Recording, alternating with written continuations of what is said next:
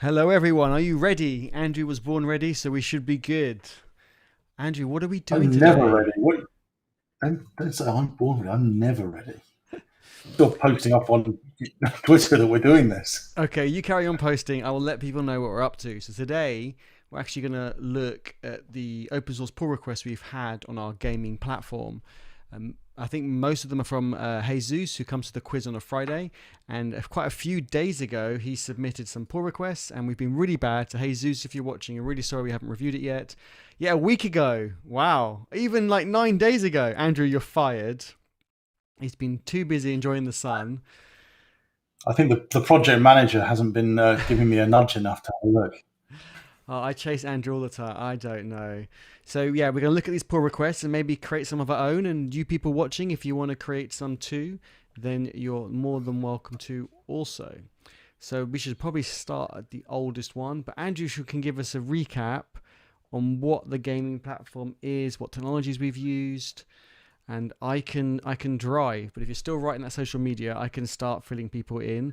We are Yeah. using Angular and Firebase as the technologies for the quiz platform, and I can bring up another tab and give you a quick demo of what it looks like. So I'm already logged in via Facebook, and there are no open games at the moment, so I can create a game.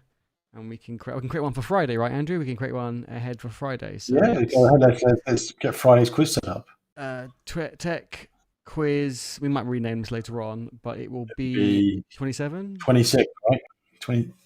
We're on the 24th today, so it'll be the 26th. Okay, I trust you. 2020 tech quiz 26. Okay, June create. is probably more important than 2020. Oh, I Never mind. missed out June. We'll fix it. We'll We'll edit fix it. it. We'll edit it. And then we have a live chat here. So no one else is here yet, but we can. People who have been to our quiz have seen this already. But we have test message. We have. I can't even spell message, but you get the idea. And then as an admin, I can edit the game and I can create various rounds like knowledge, or should be general knowledge. General knowledge. Um, Random questions usually. And then we can create other rounds. We usually have a software, and then you can add a question to that round. But we usually have software Picture round. development. Oh, we do picture round next, don't we? You're right. Picture round. I don't know what the Yeah. subject is on this picture round, so I'll leave the description empty. And then we have We're going software. to do a tech quiz, a tech movie quotes, weren't we? I thought this week. Yeah, we could do So, that as part of tech movies. one of the other rounds. Maybe as part of general knowledge, have like 5 questions or something as part of that. Okay, if I you don't want. know. Yeah. I'll have a think and see. So this is our 3 rounds we've just created, and we also have add questions to the round that we want. And this is markdown in the question, and then we have 4 or more, or between 2 and 8 choices, and then you select which one is correct, and that's it. So it's really simple to use. If you do quizzes with your family and your friends or work colleagues, this is quite a good quiz to use, and you'll see at the beginning now. This quiz is in the preparing state. But today we want to focus more on the geekiness, the tech side, and we want to show you how we've built this So we want to real-time have a look at platform. some of the actual code, right? Look at some of the open source reviews that are going on there, and then Absolutely. maybe at the end we can finish up and just talk through some of what's being worked on next. And if anyone that's watching fancies contributing, we can highlight any things that could be good to get started on contributing if you're interested. Exactly. And if you are watching, don't forget to give the video a thumbs up. It really helps support the channel. And don't forget to say hello in the chat as well, if you haven't already. So we should probably start off with the oldest pull request first when you're ready, Andrew. Yeah. Okay. I did join the quiz. I was going to show the chat with. Oh, okay. We can do that. I've got it open over here. Head back in. Yeah. So you can see you've got It's okay. Andrew. It's only for that real time aspect, right? So it's all real time. So whilst he's on there, the live chat is all real time going through Firebase and Firestore. So yeah, quiz coming on I'm not Friday. refreshing the page. My hands are up here. There's no polling, nothing like that. See, hands up. All real time using Firebase, which is pretty awesome. And Andrew has fixed the automated testing panes of Firebase as well, which is quite good. I don't know about fixed, but we're using their emulator And there were a few things, certainly because we wanted to make it all work fully offline, so it runs on CI and everything perfectly without having to put credentials and things in. There were a few funny little things you weren't very well documented to get some of the automated testing working, but it's all there. Cool. And Tom says he's learning Angular and Firebase and already learned some things. Yeah, it's quite a good combination. Or even if you use Angular with something else or Firebase or something else, they're both good tools. They're both very good at what they do. I actually, currently at the moment, Ionic conference is going on, and I'm looking to do to build a small project. I think just to have a play with the new Ionic because it does look really impressive. But version 4. I think it's 4 5. they're on now. Is it 5 now? I think 5's just come out. I think last time I used Ionic, it was on version 3. So yeah, I don't know. It makes me feel like I haven't used it for too long. So yeah, it's just got. The docs all look very different as well. I do like how, it's just all kind of built in, very nice sort of stuff. I'm quite keen. So that's going to be I need to spend about 10 days of this 100 days of code playing with Ionic by looks of things. Yeah, it looks really impressive. They've got new stuff. They're announcing new things today as well. So I'm pretty sure it's on 5. Try to have a look what version it is. I'm sure a lot of the ethos behind it hasn't changed much, I'm sure. Exactly. But yeah, it does look really, really impressive. So I'm looking to have a play with this, but let's not I won't distract everyone. Let's not get distracted too much. It's very easy to go off on a tangent. Of course. As anyone who's watched us on some conversations has seen, but normally when we're in the same room together and we start a conversation with some recruiters or something, and we end up talking about going fishing or something. Let's not do that today.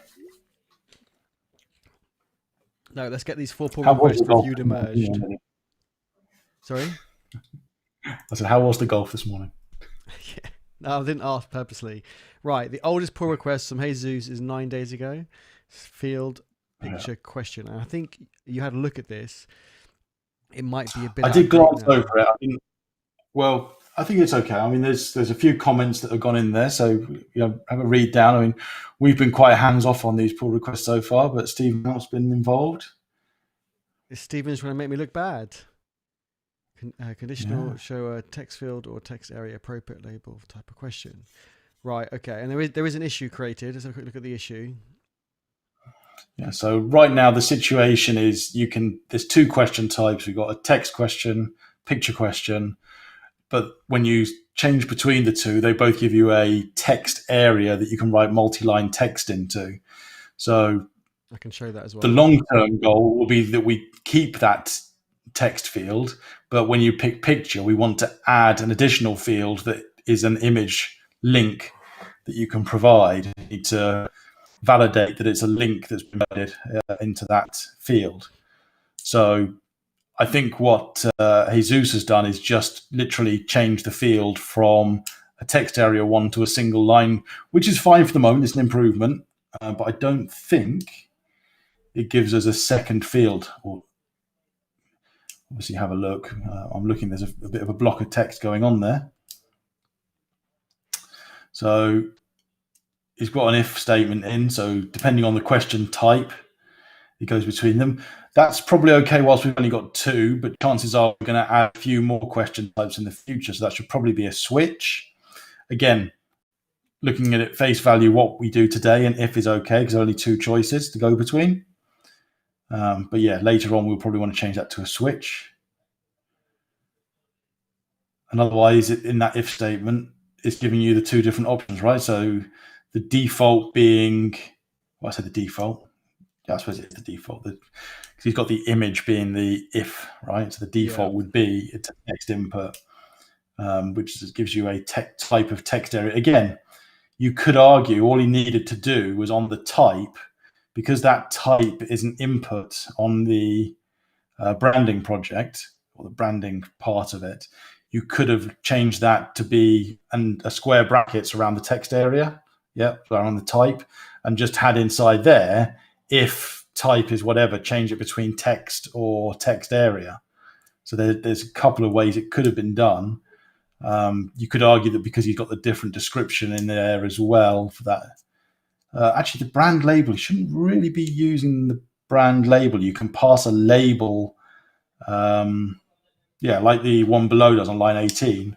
Label is passed as well. So you could have just used the attributes rather than doing an if statement. Again, how picky do you want to be on this one, Eddie? Because it's going to change in this area fairly imminently to offer some additional types, and this whole block of code will have to change to support that. So it will work what's been done, but there is another way you could have done it. Let me just read the comments as well. For some reason, the file counts have changed. Okay, I don't think there's a README change. No, that's fine. It's obviously out of date. I think you have a case. Okay, I was just talking about the README. I use Windows. Okay, that explains a few things. The case insensitive, but that's fine. Okay, that's all been fixed anyway.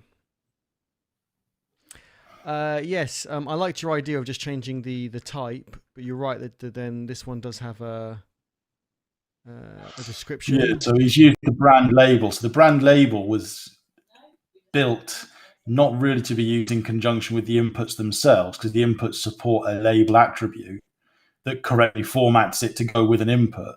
The labels were more if you had, so for example, if you bring up the game platform again where you create the questions, I can show you where we do use that. So here on choices, that's using the brand label to get, because you've got a block of inputs below that don't have labels against them, that you're just breaking something up on the page using the brand input component instead.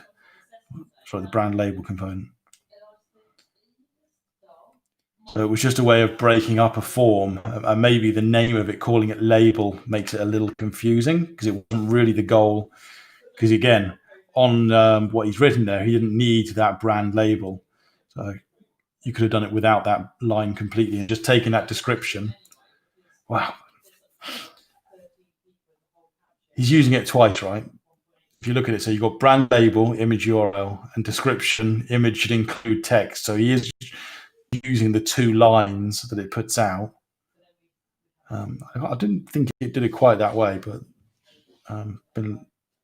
you can see below on line 20 where I've done it. Okay. I don't mind. I'm sort of okay with it because I know it's all going to change quite soon. If it was going to be there a long time, I might make a comment.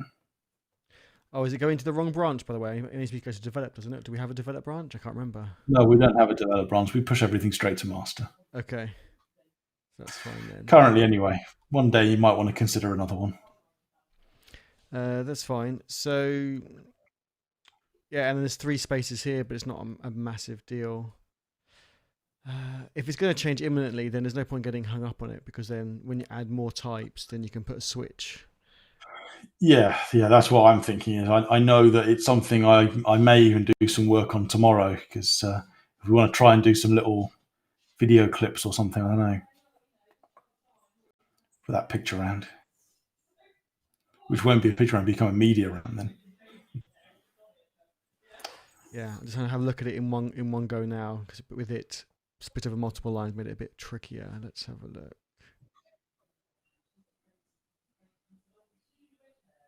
Yeah, if it's imminent, there's no point getting hung up over it, I don't think.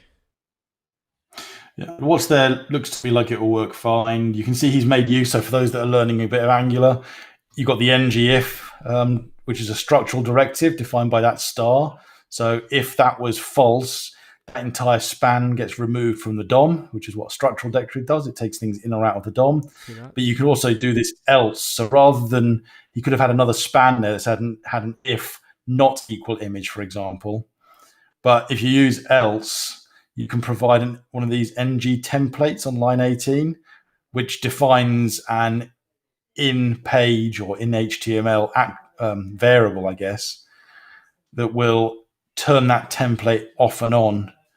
It's a feature of ngIf. I mean, I don't want to read too much into it. Well, that's an interesting one to highlight, because it's the sort of thing that a lot of people don't know exists, and you end up seeing lots of ngIfs everywhere. I do tend to prefer the template way, so I think you're good with going down that path. I prefer. I've always preferred the ngIfs. Well, I just prefer it that way, because then if you change the logic of that if, and you forget to change the other one, you can end up with nothing showing on the page. True. Whereas you've always got that else statement there that catches it, so you don't accidentally forget to change the matching one that goes with it. That's why point. I prefer it. Cool. Okay. Yep. Obviously, all the Lee's brand made a inputs comment, are, and I think it's what you said earlier. So maybe Lee missed it.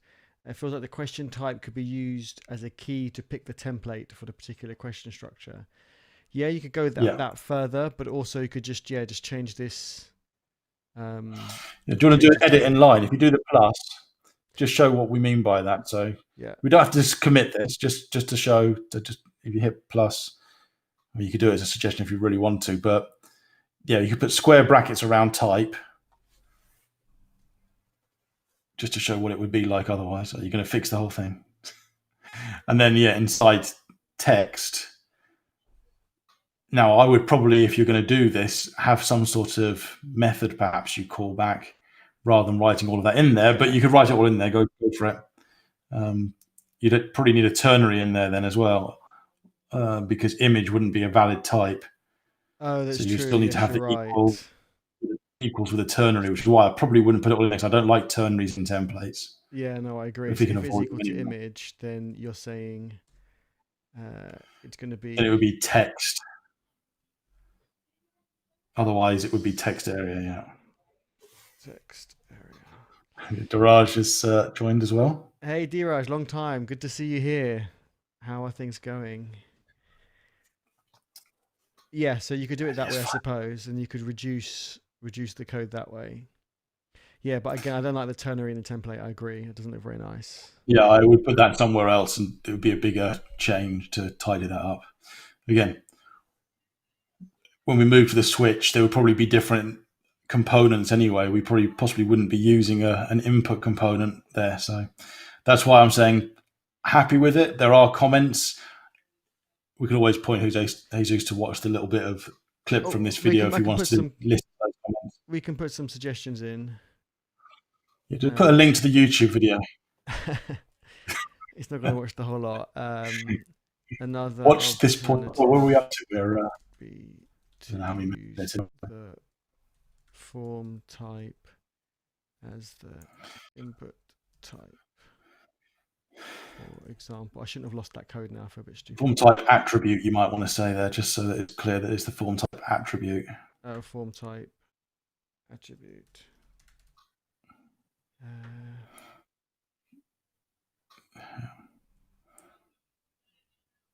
You can probably just snip literally type equals, can't you, and just put the square brackets around it. Okay. I think that's clear enough. Type. I can't write. What's wrong with me? Go away. Type. It's been so long. I've forgotten how to type. Might want to scroll the page up a bit. What you're writing does sit behind your head a little bit. Oh, thank you.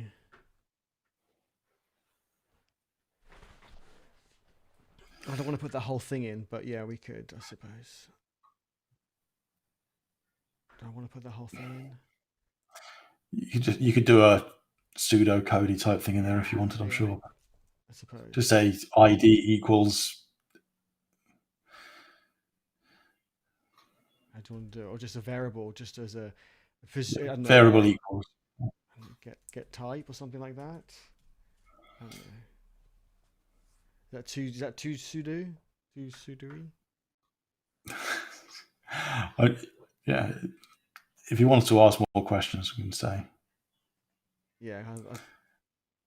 For example, I wouldn't get too head up on it too far. It's PSE. Pseudo spelled slightly differently, but okay. You can go super user instead.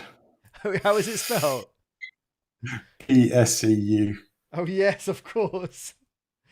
Like so? No, that doesn't look right. That looks a bit wrong. There we go. Yeah, there you go. Super user is always better though, right? Absolutely. Okay. Approve. But yeah, happy. Go ahead with that one. I'll let you merge, squash and merge. For information. You can always add a note saying this area will change when we add some more questions soon anyway. Question types.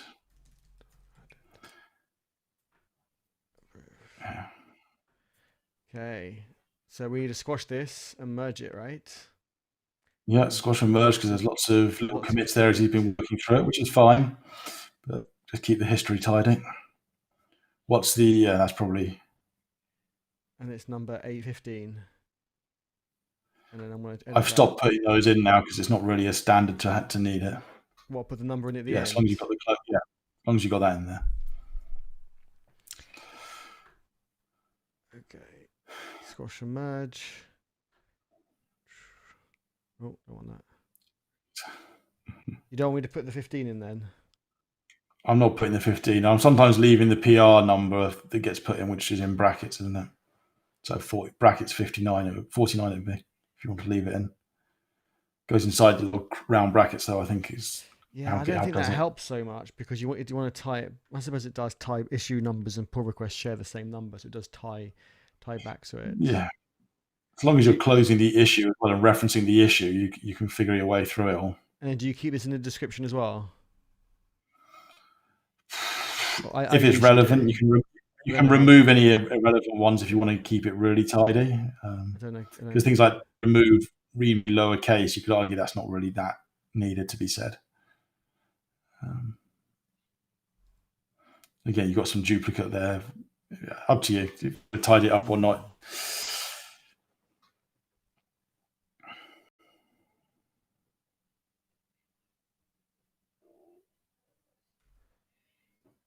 Yeah, it's in the description. I'll leave that how it is. Any duplicates you want me to remove? I can't picture readme lowercase. Okay, I'm gonna squash it and merge it. It's duplicated, but that's okay. Okay. Lines 3 and 5, but okay, cool. Go for it. Let's do it. So it's that'll get deployed out now. That'll change soon, which is good. Actions will be running. Here we go. Gonna run the tests. Yeah, and then it should run after that the deployment once that passes. We don't have a version number on the deployment, so we don't actually know that it's been deployed. That's something we should probably add. Projects, MVP, build number 2. I think I might have created one of these already. Number. Maybe not. Maybe it's a different project. Pop something in the footer, right? We can do that easily enough. Build number to deployed. Switching to a laptop, yeah, definitely when there's code on the screen. I think being on a laptop is much easier to follow along. On a phone, it's really hard to see what it needs to. Yeah. Hey, Azing, how you doing? Good to have you here. I was talking with Mikey earlier. Yeah, so it's building the functions, then it will run the emulator. Yeah, there's the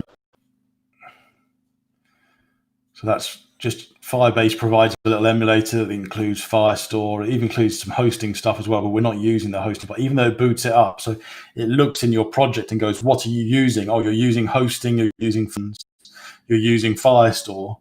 Turns those things on automatically for you, and you can use a local emulator rather than needing to be connected to the cloud, which is quite neat. But there are some uncommented or undocumented things you have to do. So I'm not going to go through them now, but if you do look in the tests part of our functions code, you can see because we're using Cucumber, you've got to look in what they call the world.js file. There's lines towards the start of that are the trick to making that work, really. And then the test pass, now it's doing a deployment. You probably don't want to sit and watch that. The build part for that takes about so. Okay. So let's go on to the next pull request. So round pre-selection. And nothing for me to drag over. That got closed. I don't think that it was added to the board. Yeah, the issue wasn't on that board. Okay. So the issue for this one is round pre-selection. When working on an existing quiz, the most common case is when you try to add a question to the last round, it would be helpful if this was pre-selected round, this data is retrieved from the database. When the user adds so we've spoken about this before a bit. We have, yeah. Certainly when you're adding questions, I think it's funny because I did put it in there, then I took it out, and then after using it, I want to put it back again. So I think Jesus has put it in the only interesting thing would be, has he done it the same way that it was there before I ripped it out, or has he come up with another way of doing it? Always got a question: is this being used? Oh, Yeah, that might be the case. It's not being used. I did see some stuff before. no, it is. Shall I open the code? It is and have a being look? used, but what it's not being used to do at the moment is it's not updating correctly. This is one of your other PR's comments on this. Sorry, one of your other issues comments on this. So there's a count that doesn't get into, but it does use that to show when you're opening up some questions what the ones are. Okay, no line break at the end. Let's put in some file needs blank line. And again, not a blocker, but we can add that. And then this one probably can go all on one line as well. Could go on single line without extra brackets. Just doing the easy, commenting on the easy stuff first. And let's have a look.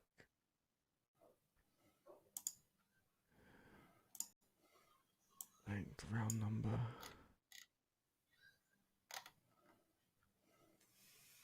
Round set value. If it's greater than 0, then choose the round number -1 or it's undefined. Okay. I should really probably test this also locally as well. Let me open the code. Everyone wants to see VS Code, right?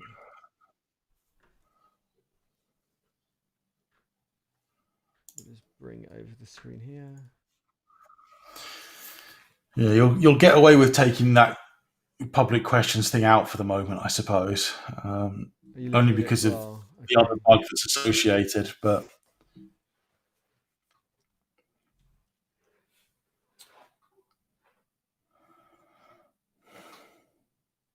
okay, let me just pull down the latest changes.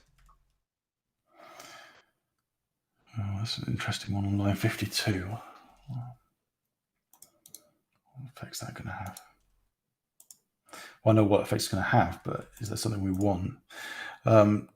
Reset. Yeah, okay, so he's remembering the round there now, so that's correct for the reset part.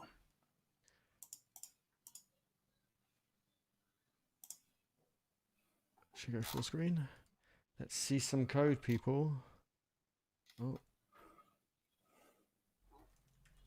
Oh, wait a second, I won't have his branch.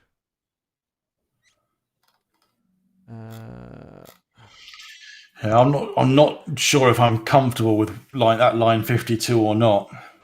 My reason being, I don't like changing something that a user hasn't done themselves. So because you can add rounds on the same place you add questions, if I had started adding a question, then went, oh, hang on a minute, I need to make a new round for this, it will change the round when it does that. I'm trying to look where the block of code is that's around it. Can you just expand some of those other lines? Yeah. Probably the above rather than below now. So I think it hooked into when you add a round. Yeah. Yes. If you were starting to write a question and then you added a round because the question needs to go to that round, it's going to change what you've put onto the form and which round you've selected. I don't know. I don't like changing things between that could potentially be affected by other things that are on the page. That's my biggest concern with that line that you got there. The other one below that remembers which one you last picked, I think is fine. But I would be tempted to say, let's not do the other line, 52. In which case, probably the other line is not needed then, because I think he's only using it there to grab which one he wants to pick. I'll take your thoughts on it. I don't know what you think. But yeah, I'm just not a fan of when you add something to one form, it changes what you might have been working on in the other form. Yeah, neither. I think what we've got isn't great, but it's quite vanilla. No, that whole section, we need a designer really to give a bit of their own input and a bit of user feedback on it, probably. Maybe for now we park this one. If we're not happy with either way, maybe we could put. Well, the second part I'm happy with, but yeah, you need to split it probably into 2 PRs, which would be really small, I know, but and then we need to take a view on whether we want that other one. I know I've done it before now. I was adding a question and going, oh, I haven't made that round yet. Will it then mean that I forget round? So I'll let you put a comment in and everyone can see the comment appear here as well. Okay.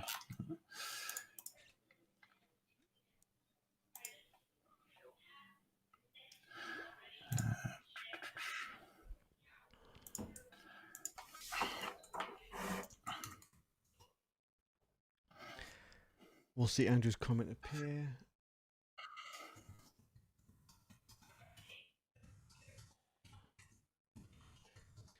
No, I don't want to take a survey. Okay, update now. Right, so we've got 2 more pull requests, and we'll come back to that in a second. And then we have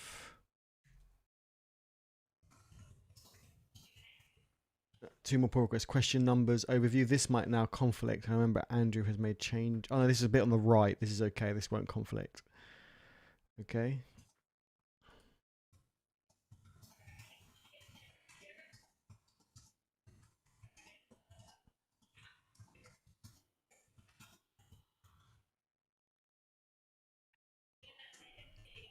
Need some spaces around that, but still not the end of the world. Again, spaces around that, because it has got the space here as well.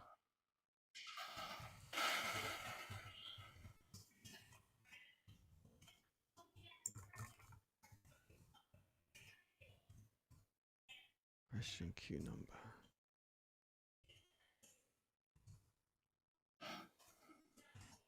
Everything else is hyphenated, and this is camel cased. Guess that might be an issue as well.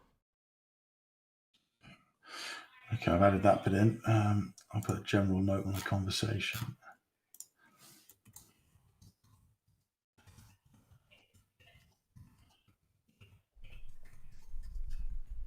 And we're always looking for guest rounds for our quizzes every Friday. So if anyone wants to do a guest round on something techie related, could be kind of coding, could be gaming, could be geeky movies, let us know, and we're always welcome our guest rounds.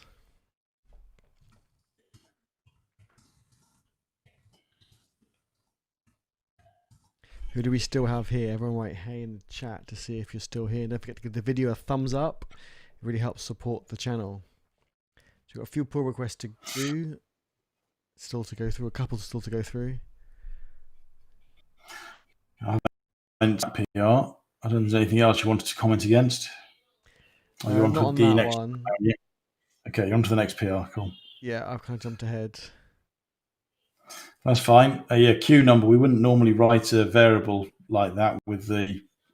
I don't know what queue means. It shouldn't be abbreviated. It should be question number, I think. Yeah. So we don't use abbreviate. I know there's an argument that says that's HTML and will get served to the client, but either come up with a shorter name that is explanatory or don't abbreviate it. Yes, and you're right. Classes we should hyphenate. You're right.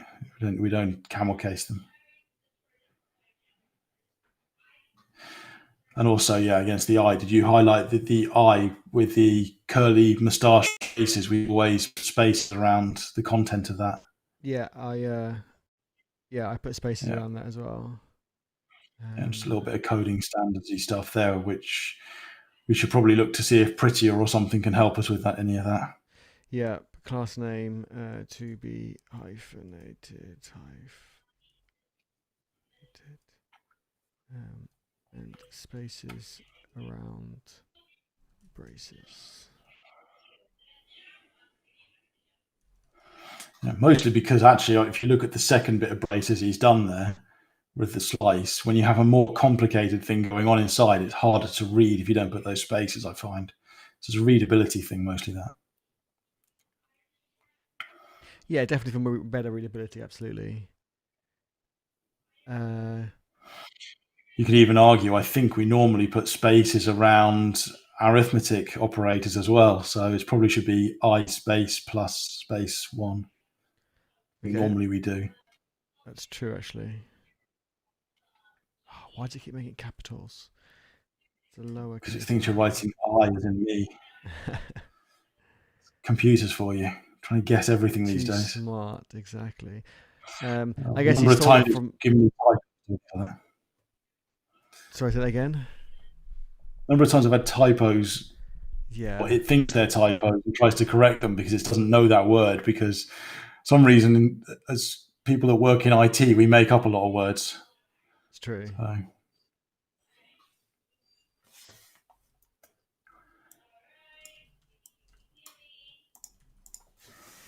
Yeah, our variables are camel case, but you're right. The classes are hyphenated to be consistent with that. So, and then we usually put a space, a line break there, and that would then. yeah, we would probably put a line break around those two. We can't do multiple line. I thought we could do multiple line suggestion, can't we? Yeah, I think you can now. Oh yeah, you can. Perfect.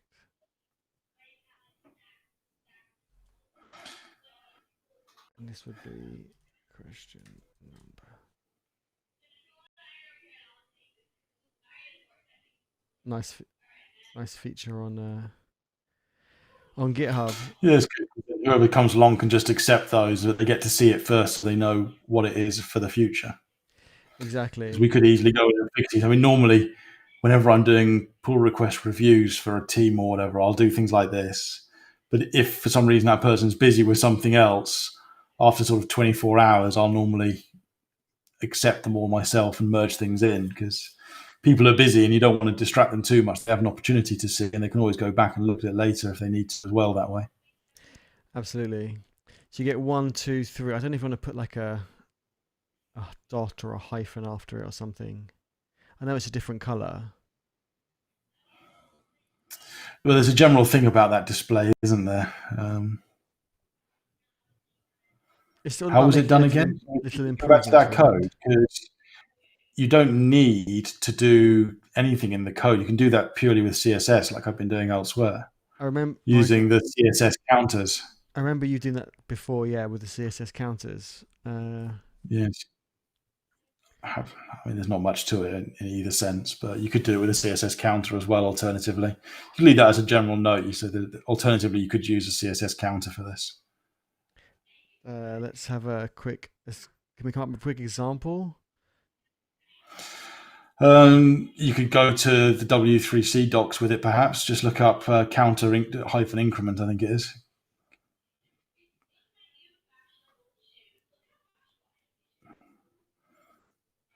So counter reset, yeah, and then increment, and then how to show the counter. Yeah, that's probably a good enough example. You can give a link just to that page if you want. I'm sure Jesus has probably seen it before, but it's one of those kind of both ways work.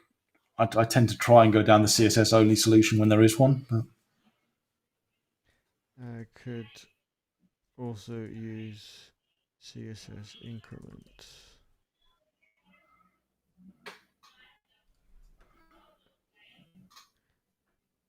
Okay, so we're not going to merge this one because there are a few comments.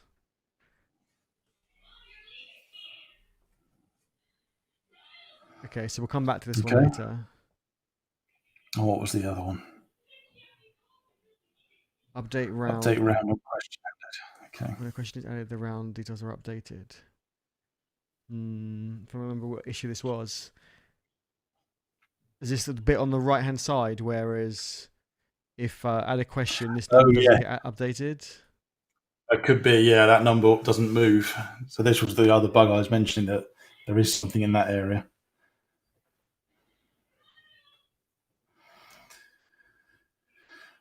So on toggle load questions, I guess, so ditching that part. Round questions toggle. Around an event, there's probably a comma missing before the event there, but there's space, I think, missing, right?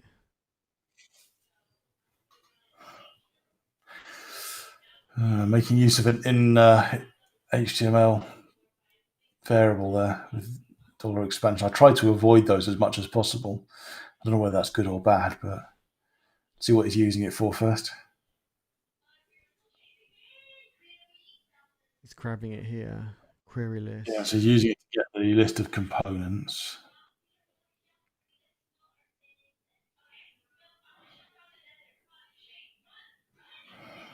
Update round data keeping expansion panel rounds. Okay.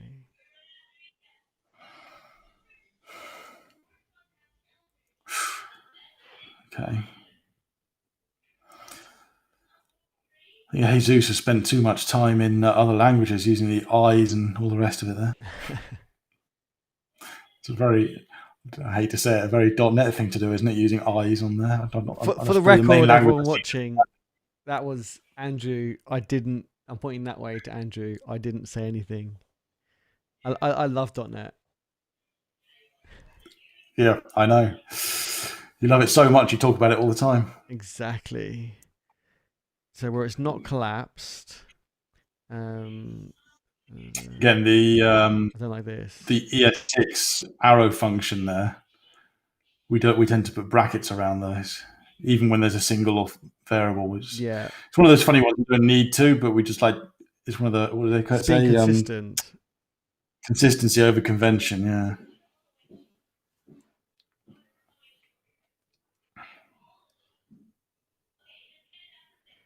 Round question. If it's getting collapsed, we don't need the new details. No, but you do want the new details. There's a lack of using Firestore for some of this. I think this is Jesus not knowing Firestore very well, unfortunately, because we wouldn't want to get rid of the added ever, because that's a very good thing to have. As we learned, you can get lots of weird side effects. There should be the correct way that I was going to do this was adding another method into the service that looks for the modified. And then when you get the modified message come through, to update the counter based on that modified coming in. Because we'd get a modified when another question goes into the question list for a round. And it was going to be doing a count on that question list, effectively, was how I was going to do it. So I don't know how much you want to comment on here, but I would say this is a very overcomplicated way of doing the solution. I think I'll let you write it, this one. I wrote the last one. I don't want to be mean, because I know he's trying and he's helping. This is where I find it open source becomes a little bit of an interesting one, because there's lots of ways to solve a problem, right? Yeah. And some ways might be better and more efficient than others.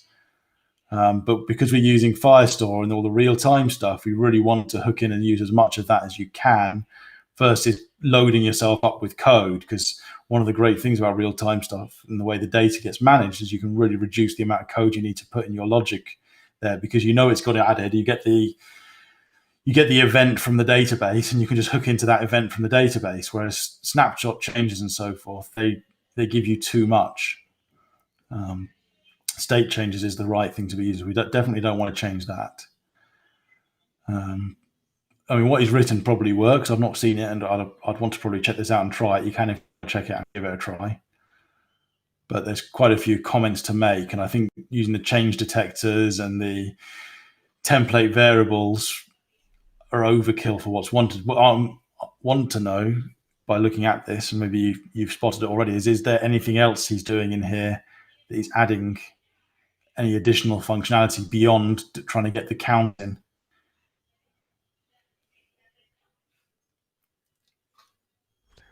I don't think so. I don't think there is particularly. I think it's all trying to get that count in, isn't it? I mean, we could on the stream put together how we would do this. I don't know how you'd offer time. It'd probably take 20 minutes to do it. If we want to do a comparison and say, look, this is how in our minds we would do this. But what I would almost prefer to do is discuss how better can we manage the project so that when people contribute, they know what's in our mind for how we're looking to solve it.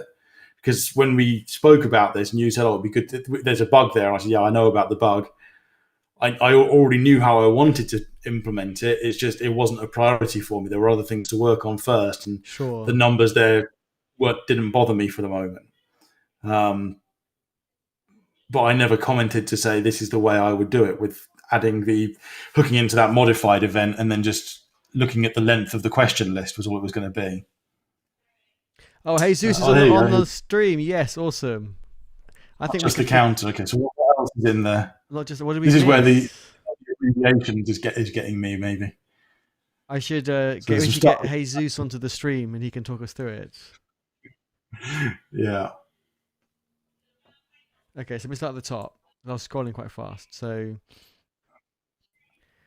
okay, template variable on toggle. What I was trying to solve is the question list got updated if the panel was expanded.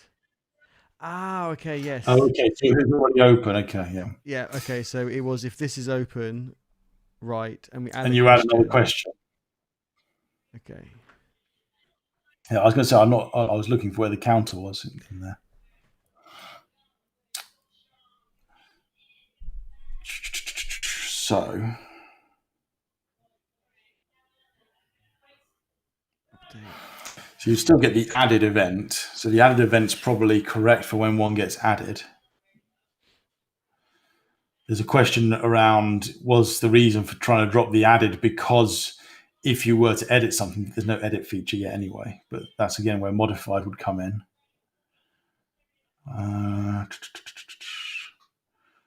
It's been a little while since I've looked at the area of code and think about that particular problem.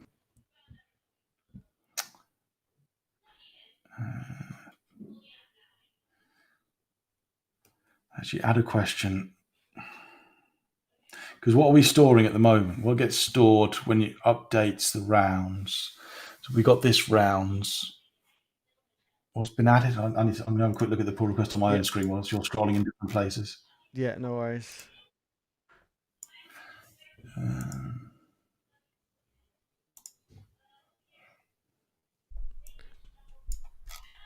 Jesus has done more pull requests than I have. So Jesus, you're making me look bad.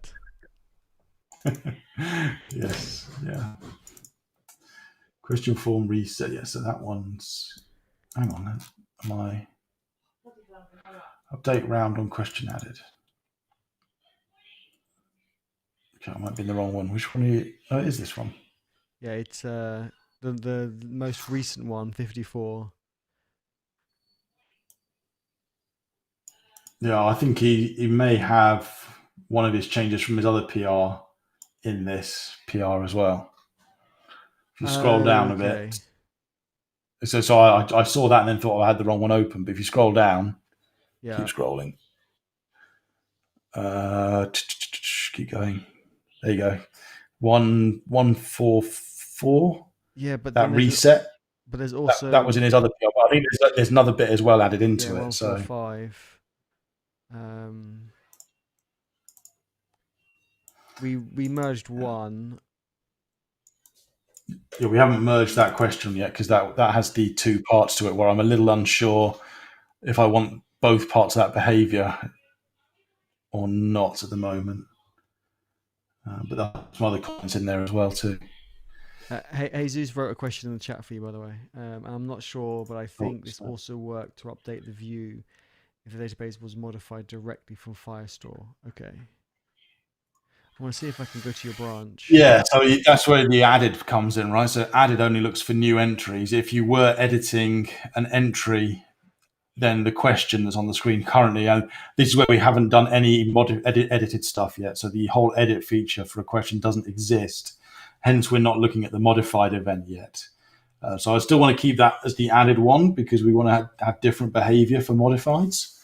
But yes, taking that added out and using snapshot or value changes catches everything that goes on, which is not necessarily efficient because you can end up running refreshes on the page that you don't want to run.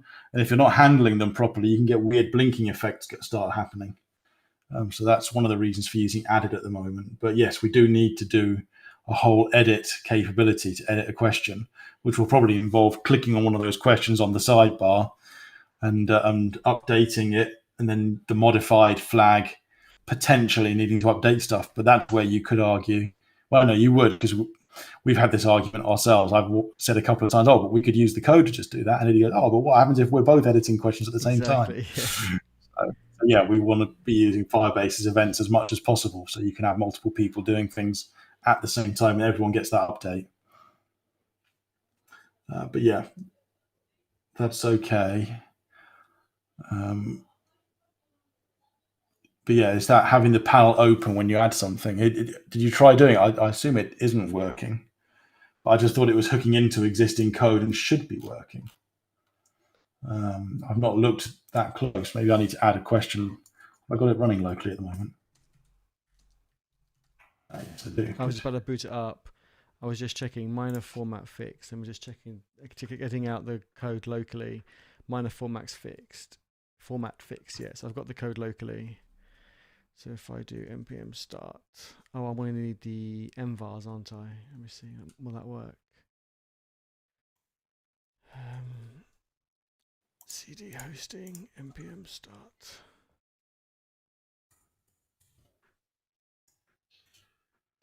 Yes, okay, so it's not hooking into it. So at the moment when you call it, there's a function that gets called, right? Well, what's that function?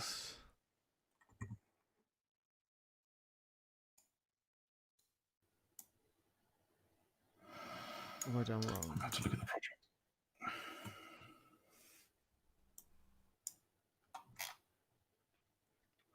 This is an interesting PR here. Taking a little bit of time just thinking about it.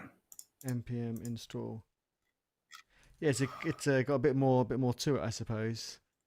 Most PRs are quite small, quite tiny, I suppose. So it's got a bit more meat to it. Well, this is just something we haven't spotted before, which is great to have things we haven't spotted before, but it means just haven't thought about what solution would look to do. Lobby.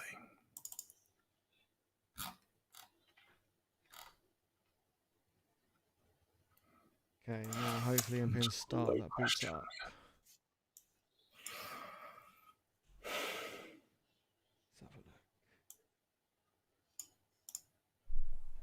Craig, long time no see. I hope you're doing well. I hope everything's good. I haven't seen you in a while. Good to have you here.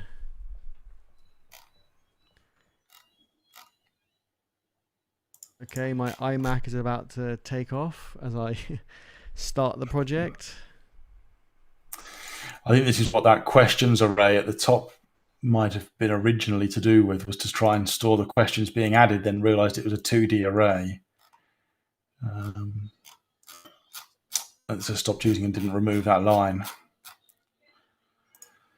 Because the issue is that whilst we add to the question list a new question getting added, that question list doesn't contain the actual question detail. So the question service is pulling back the detail.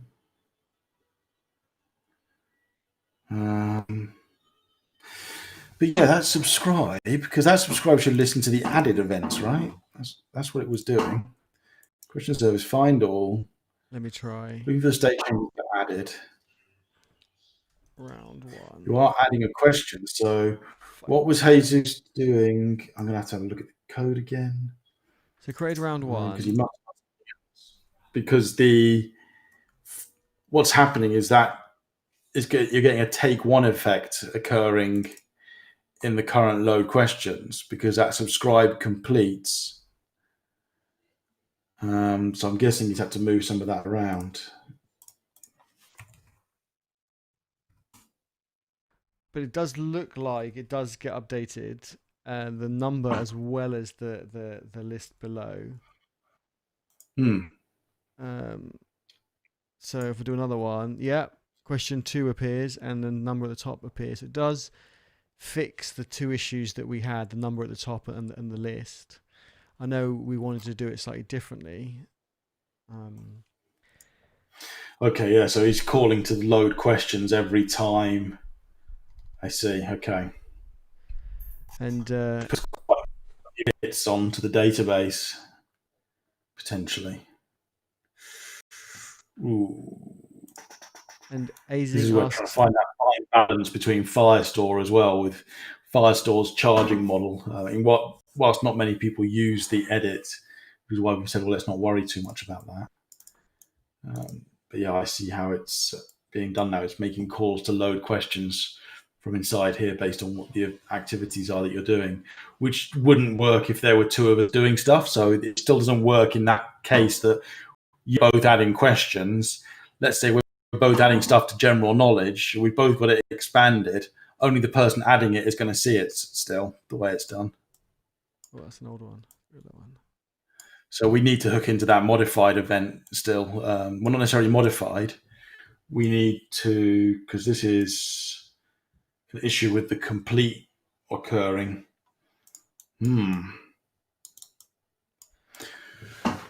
So Azing asked a good question, which is, do we have a contributors guide? And I think we probably don't, but I think stuff like that is quite hard to, I'm just checking now. I don't think we do, but it's quite hard to go into those sorts of details into a contributing guide. Well, yeah, I mean, maybe we could be writing a few notes. We could perhaps be writing a few notes as we talk about some of these things. Because, again, there's few things to consider here. Most of it lies around Firestore, real-time, multiple people doing things together. How can you collaborate on creating your quiz? So at the moment, this is all based around when I add a question. So lines 43 to 46 execute when I add a question. So I hit create, and it calls the load questions method, which is going off and getting the new questions down. But that's only for me because I created the question. If Eddie was working on it as well, you wouldn't see that new question come in because you're not the one that hit the create button. You would see it, however, that question I added when you add a question. So but it might surprise you. Yeah. Okay. 4 or 5 could appear if I've added 3 at the time you've added 1. Got you. So that's not being catered for in this situation. So can you write that somewhere in a guidelines or things to consider sort of place that says these are some of the design ethoses around how we're writing the code for this, as far as it's collaborative. You're playing games, which means generally there's more than one person involved. So everything needs to cater for a situation that says it's not just about what you're doing, but about what someone else could be seeing at the same time. Because this doesn't cater for that situation at the moment. Does that make sense? I don't know how you write that down somewhere. Where would you put that? Yeah, it's quite hard to kind of document that.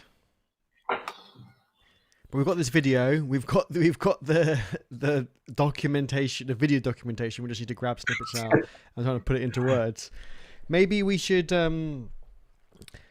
Just conscious of time. Maybe we should do this PR. Have a specific stream for this PR, and then that way we can maybe work through it with everybody, and we can actually. Well, I can't think off the top of my head right now what the technical answer is, because of the way that RxJS is a combination of Angular and RxJS behavior, because Angular is calling the load questions method, which is creating the subscribe, but a subscribe will die when that scope dies. So once the load questions is killed, it kills off the subscription, and it's not going to go through any further.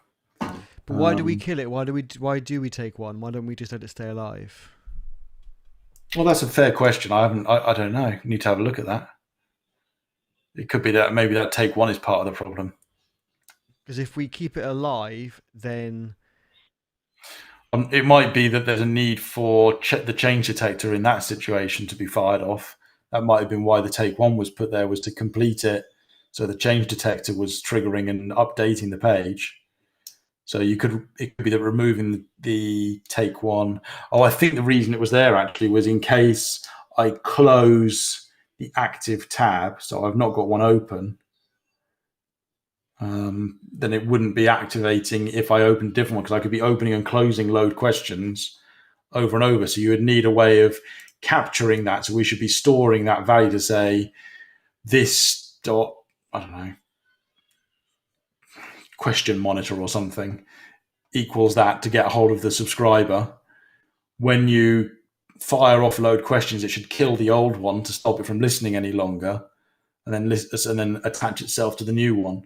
Because that might be why is that it's missing that, and it should also then have a link into the destroy to do a take until against the destroy as well.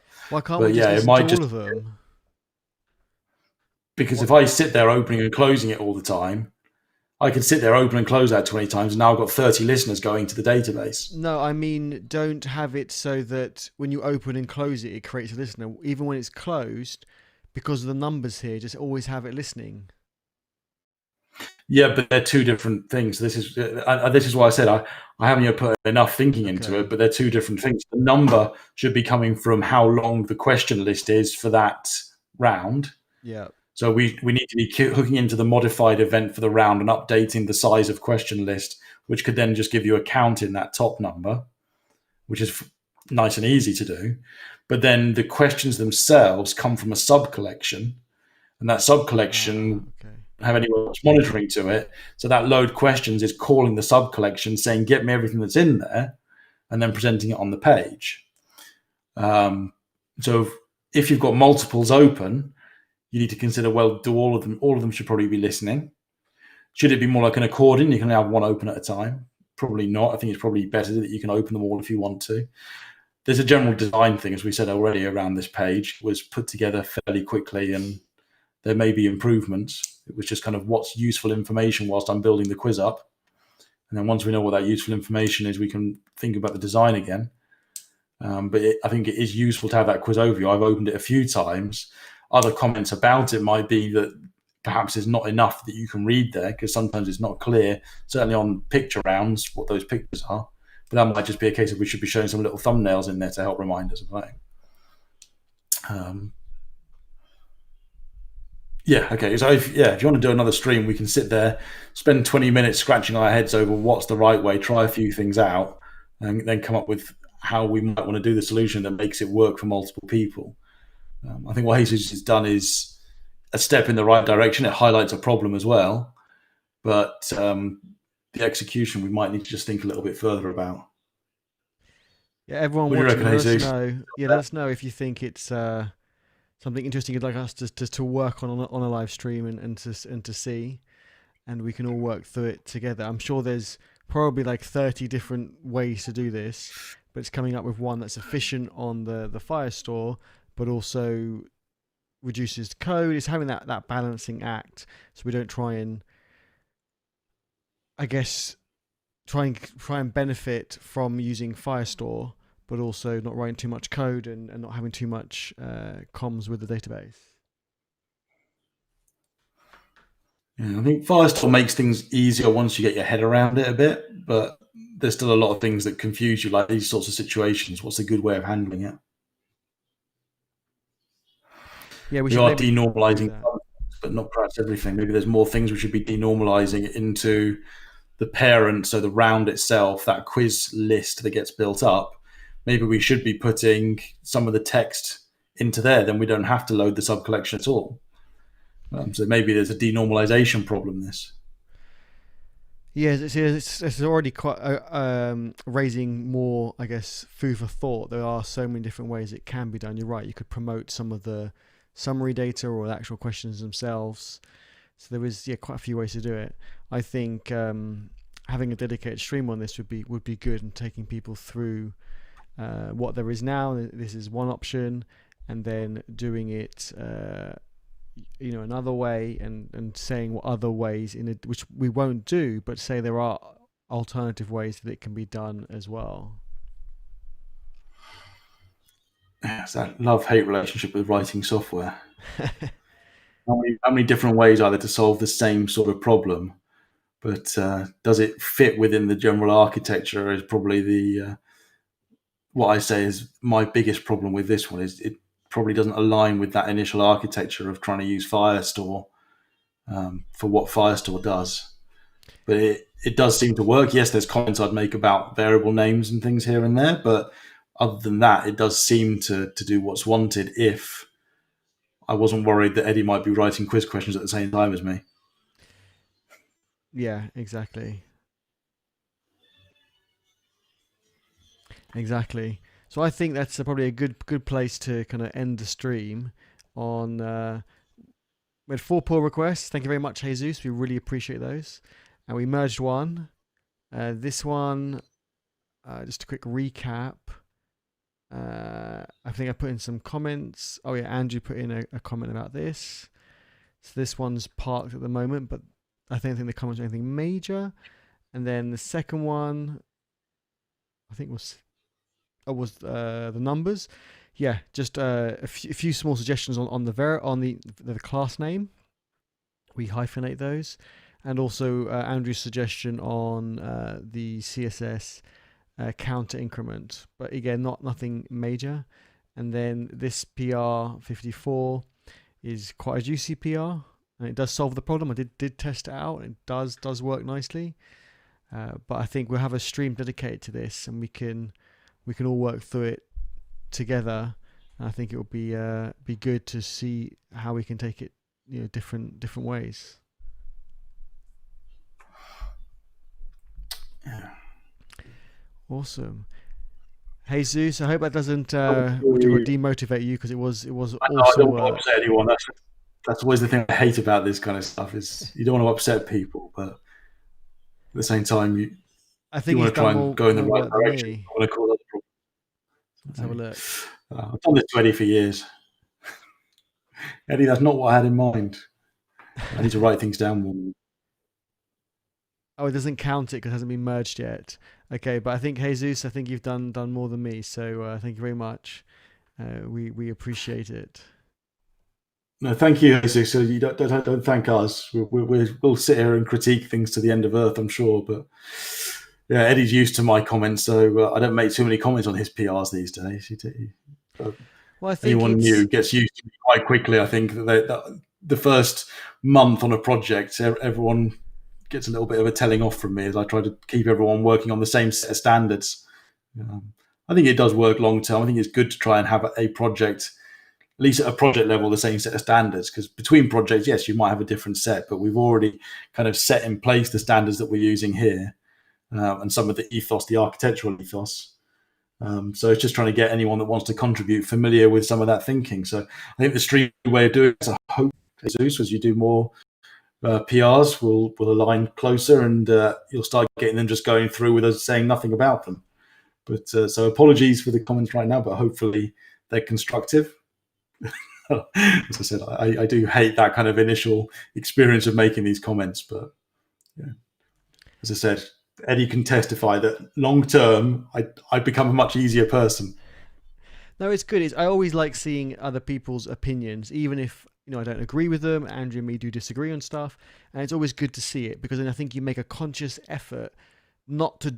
You've made a conscious effort not to do it that way. Like if, for example, I'm discussing something with Andrew, and Andrew says, "Oh, have you thought about, I don't know, doing it this way?" And I think, "No, I haven't, but actually I still don't want to do it that way." But it's more of a conscious effort, rather than later on thinking, "Oh, I never thought of that. I wish I had. It would have made my life so much easier," etc., and so on. So I think it's always really good to see how people approach problems, and when we review work.